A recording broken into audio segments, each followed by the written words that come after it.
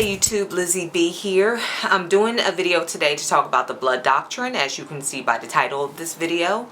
I mentioned the blood doctrine briefly in the last XJW video I did, where I talked about 3 ways that the Watchtower organization is subliminally sending the message to its members that their lives and the lives of others are of no value.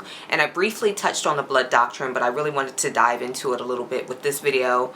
And for those of you who are not Jehovah's Witnesses, or who were never Jehovah's Witnesses and don't really know much about the religion, what I mean when I refer to the Jehovah's Witness blood doctrine, what I mean is their interpretation of the scriptures in the Bible, the laws in the Bible that tell us not to eat blood.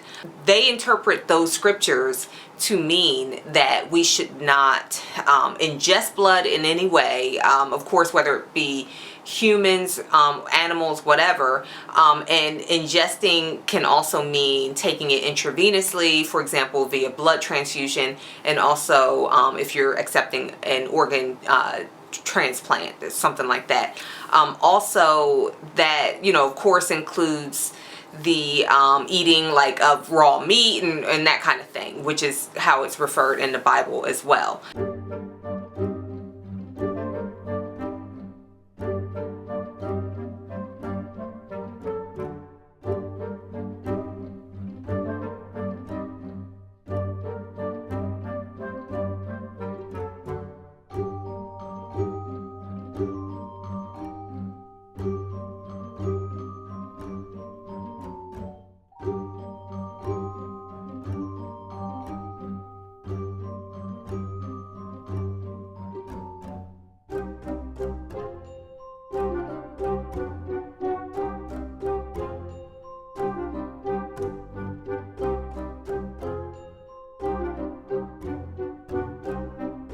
So clearly these scriptures are telling us not to eat the blood of animals, and they're also stating that blood represents life, and that is why blood is so important.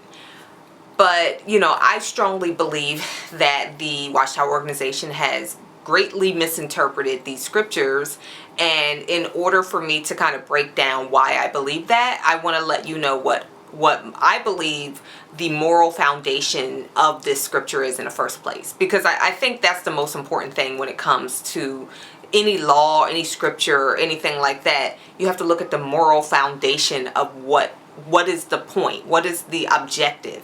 And I believe that the objective with these scriptures is one, it's telling us that we should value life. Life is something that should be of value. If you spill blood, it should be done in a way that's respectful. Secondly, I believe that the scripture, this law, was put in place thousands of years ago as a kind of safety thing. You know, even to this day we drain blood of animals before we eat them, because it's not healthy, it's not safe to allow blood from a dead animal to stay inside of that animal's body before you eat it. There's a lot of bacteria that collects over a period of time, especially when something is dead. Dead animals don't have an immune system to protect them from whatever bacteria can invade their blood and that kind of thing. So in order to protect ourselves from getting that bacteria, you know, it's important to drain animal blood. So this is something that is still very relevant today. You know, it's not just specific religions that drain the blood from animals before consuming them. It's pretty much a standard as far as, you know, when it comes to meat that's eaten in America. That's pretty much how it's done. So one thing that I've gathered from reading the Bible is that a lot of the laws in the Bible, you know, are very culturally specific, but there are also some that are pretty universal, and especially when it comes to kind of building a civilized society that can function and grow and be prosperous. You know, you want to have laws like don't steal, don't kill. Draining of blood kind of fits in with that in terms of making sure that people are healthy and that they're not catching diseases and spreading diseases. So it's very clear that, you know, many of the laws in the Bible, including this law about blood, were absolutely necessary to a society that can function and grow and prosper. You got to make sure that you have certain things set into place so that people, you know, don't die or don't take advantage of each other to the point where you don't have a society at all.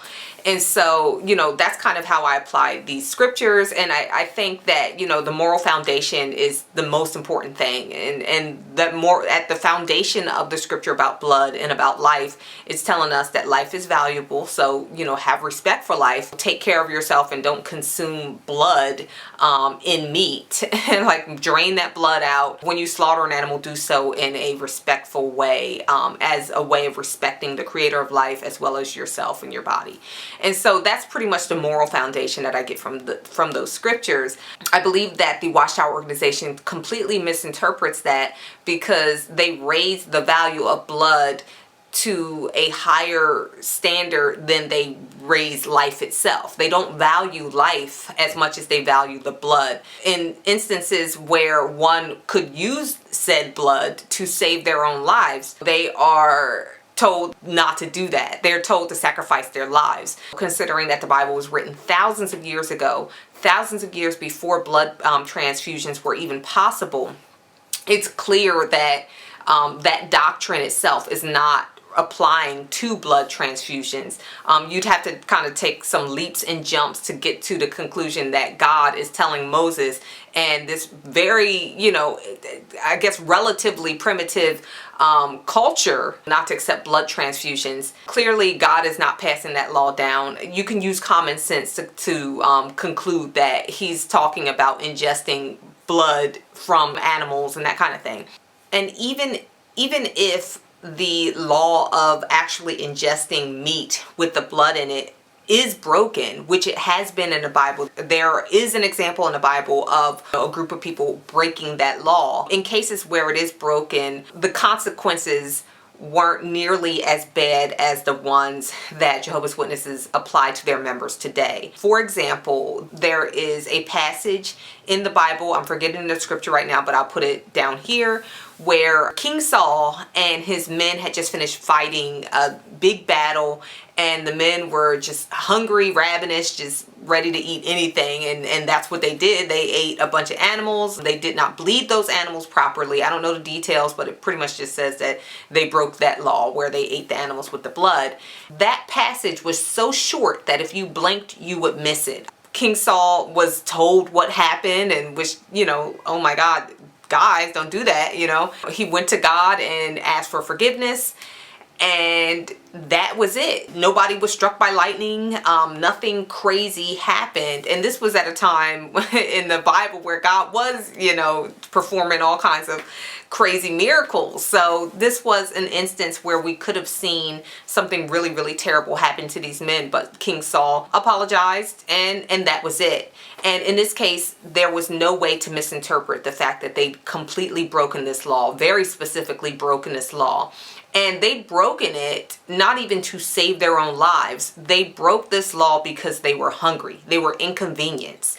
And so we're asking people to be willing to die to follow this law when people weren't even dying when the law was created. When they broke it and were forgiven, in those cases, they'd broken the law on the basis of just being hungry. I'm hoping this makes sense. Just there's a number of things about that law that you cannot apply nowadays. And even if you did, we're holding it to a higher standard than even they did thousands of years ago. Jesus gives like the perfect example when he talks to the Pharisees. Again, I'm not using the Bible.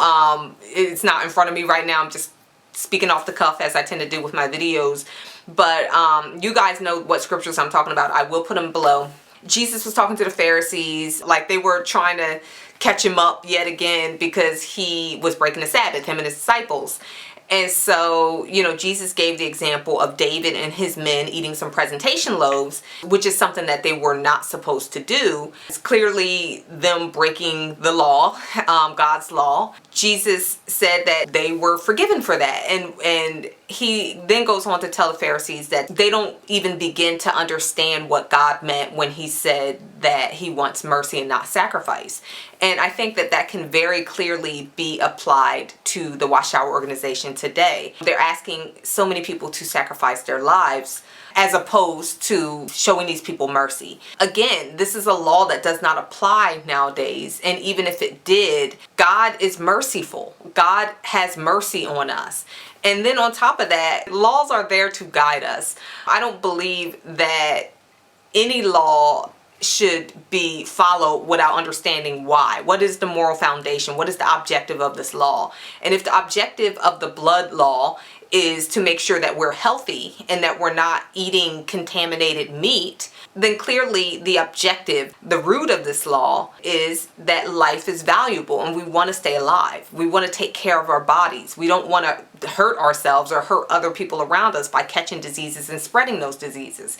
So at the foundation of this law about blood is God, should he exist, telling man to take care of themselves, to live. There's so many scriptures that really emphasize the value of life, and I think that it completely goes over the Watchtower's head, and so now they're more concerned with saving the blood and making sure you're following the law without paying any attention to the objective of the law, the moral foundation of the law, and what the law is really telling us to do. And in that case, they're telling people to do the opposite, which I think that is the definition of going against God and his law, is going against a situation where you may have saved your own life, but instead you throw it away. And so that is how I believe that they misinterpret it. I do believe in the Bible where Jesus says that you don't understand what mercy, I want mercy and not sacrifice means. That totally applies to Watchtower. They take a very legalistic approach to following the Bible. And what I mean by legalistic approach is that they are excessively adherent to the law. They take it to an extreme, so much so that they don't apply it to specific situations. There is no nuance. It's just they kind of take a hammer to every single thing as opposed to using the specific tools that one would use in order to figure out what applies and what doesn't.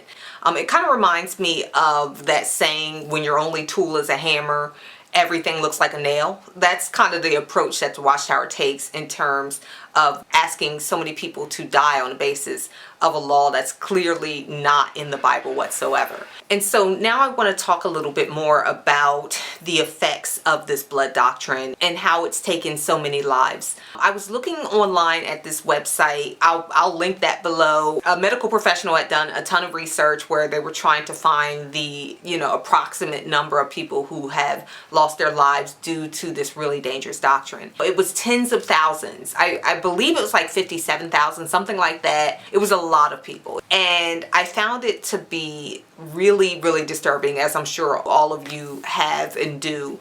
The thing about this high number is that it's really hard to kind of prove, in a sense, because there are so many medical records that of course are confidential, and that kind of information is not released. But there are a lot of premature deaths on the basis of people not accepting blood. In the last XJW video that I did, I had mentioned that the Watchtower organization is getting its members ready to drink the Kool-aid. And what I should have said is that so many of us have. And essentially, the moment you fill out your blood card, that card that says, I will not accept blood, you are drinking the Kool-Aid. You're gambling with your life. I had mine filled out. I filled out my card, and I don't really know any Jehovah's Witness that didn't. I remember how much they emphasized that, to the point where, you'd go to the Kingdom Hall and somebody, at least in my situation, people, like one of the elders was like, hey, did you get a blood card? As soon as I would switch halls or whatever, to make sure that I had mine, it was filled out, it was up to date, so on and so forth. So they really emphasized it. At least when I was going, they emphasized that we all had those blood cards filled out. But I also worked on building Kingdom Halls and stuff. I worked on RBC.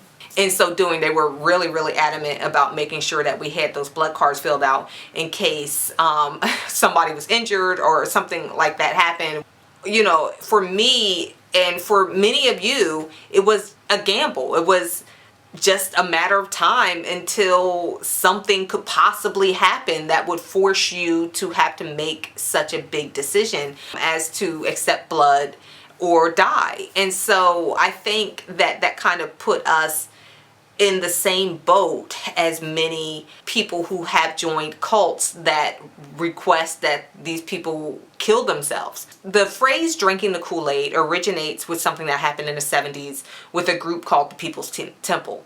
The group was led by a charismatic leader named Jim Jones, and the group was a Christian group. It was Christian based, but they also had some like political affiliations and that kind of thing, and just very fringy type of group. They had like a compound in Guyana, and they apparently they had moved to Guyana because they were under fire, essentially because people were getting worried that members of the People's Temple were not able to leave, and some members of the People's Temple wanted to leave but they couldn't. Of course, being that it was a cult, they had to cut themselves off from friends and family and that kind of thing, so they were isolated. Being that the group was coming under so much fire in Guyana, Jim Jones instructed the members of his cult to drink a cyanide and other poisons laced Kool-Aid, Flavor-Aid mixed drink. And so 918 people died in result of this command that he gave to his members.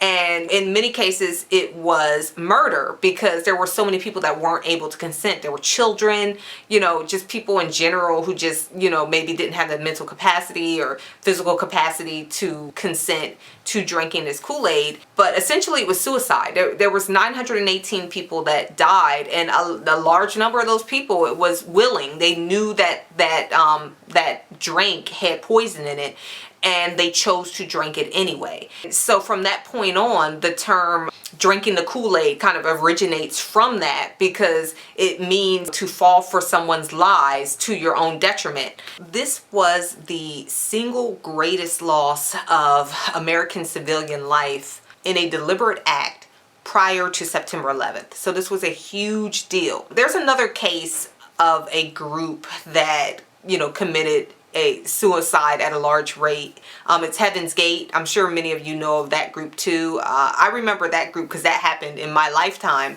and it was, I just remember really being surprised and kind of creeped out by it. Like, I was a little kid, so it was just really scary, and they, you know, had the videos on the news of the people in the beds with the Nike shoes on and that kind of thing. And so it was a big deal. It was 39 people that died with Heaven's Gate. When we hear about these kinds of groups that ask its members to kill themselves, I don't think people really think of Jehovah's Witnesses, because the insidious nature of the organization, it happens over a stretched out period of time.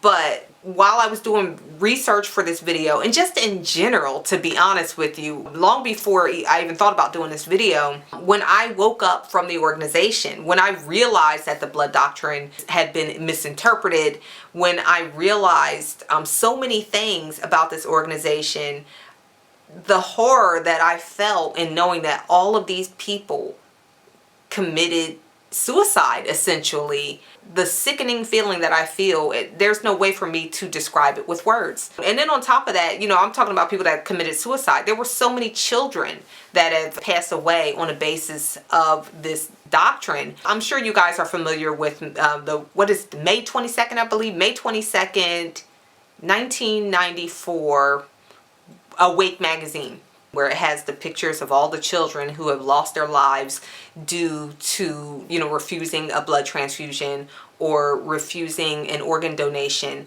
And just to think about that is really, really disturbing, to know that all of these people died. And, you know, in many cases, these children weren't able to consent. The doctrine was really being forced on them. And so, you know, there's all of these quotes from the kids where they're, you know, talking about they're putting God first. They're ready to, you know, give their lives up on the basis of following this law.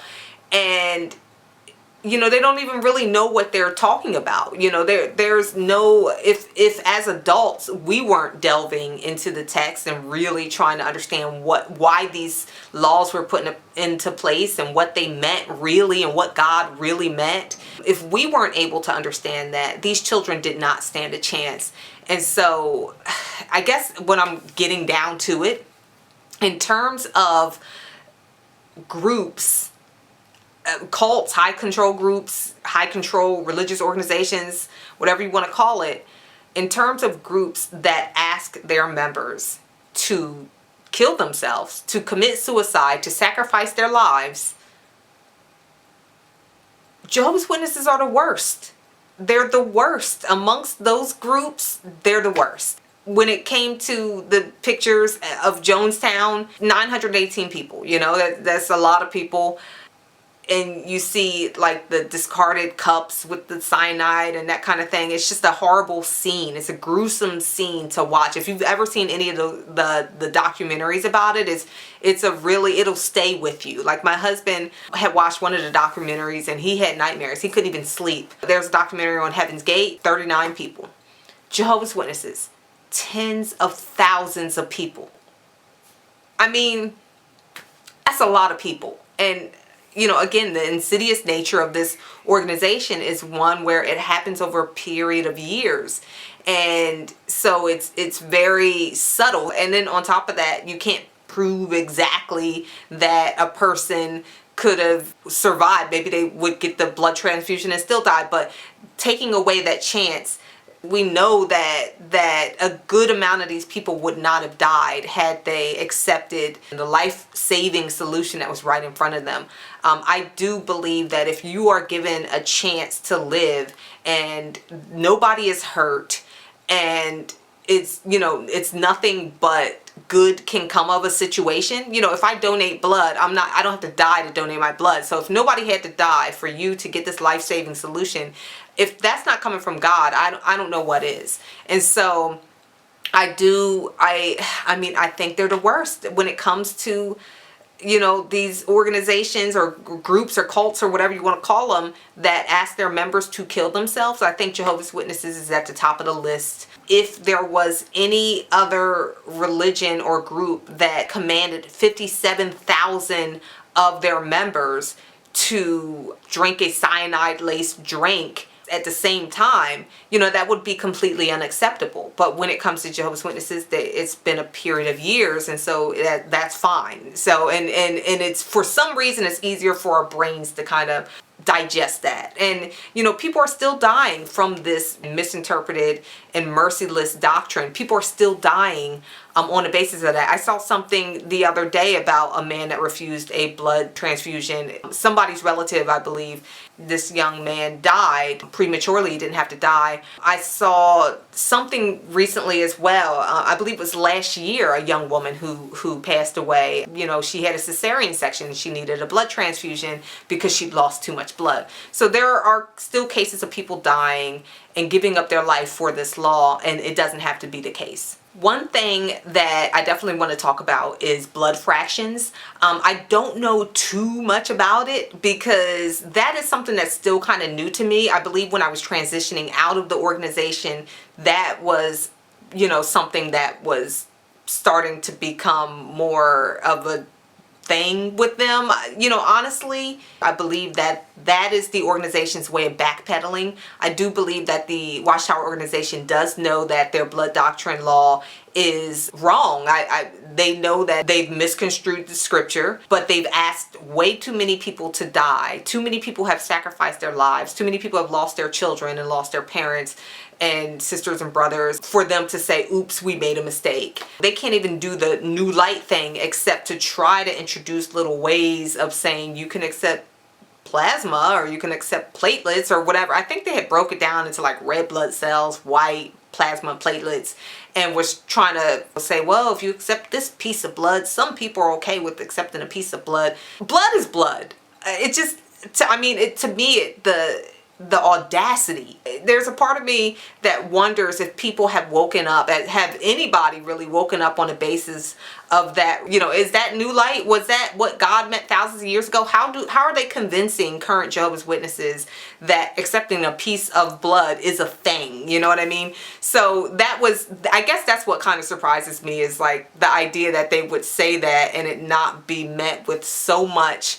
overwhelming just what. They got some balls on them, and clearly people are so indoctrinated that, you know, many are willing to accept that. But yeah, I do think that the organization definitely knows that they're wrong for this law, but it's too late. There will be a lot of angry people waking up, I think, on the basis of them going back on that doctrine that has essentially had people committing suicide. And I guess that would be their kind of a way of letting people know, you know, your uncle didn't pass away because he was following God's law.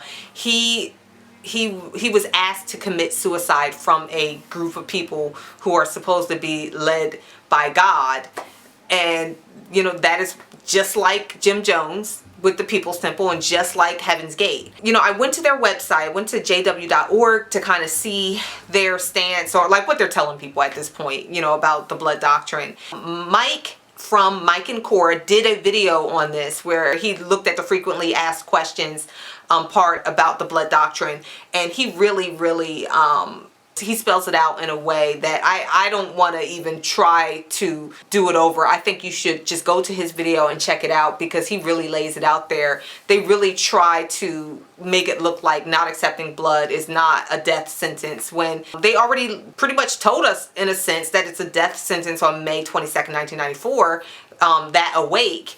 And so, you know, check out his video, please. He did it like a year ago, I think, a year or two ago, I'm not sure, but it wasn't too long ago. But one thing that I will say about checking out their frequently asked questions part of their website is that I saw this one sentence, and at the end of this paragraph, it says that Jehovah's Witnesses avoid taking blood out of obedience for God's law, but also out of respect for God as the creator of life. One thing that I found to be interesting is that nowhere in that paragraph and nowhere on that entire page did it say that they respect life. And you know, I mean, I'm sure maybe they say it other places in the Watchtower or whatever, but I found it interesting that nowhere on that page about blood and not accepting blood, and that blood represents life, nowhere on that page did it say that they respect life. And if blood is the thing that is a representative of life, and life is what is so valuable, why don't they respect it? So maybe it was an oversight, maybe I don't know why they didn't put that on that page, but I feel like it was very apt, it was very appropriate. Because they don't respect life, and it's clear through their following of this doctrine in such a heartless way that they don't respect life. They're making up extra laws just to cover the areas that the law may not cover. So, you know, it's just to a point where, you know, like I said earlier, if your only tool is a hammer, then everything looks like a nail. And so they're hammering everybody and every single thing. It's a hard religion. Everything is punishment and death and doom and gloom. They are definitely following the God of the Old Testament.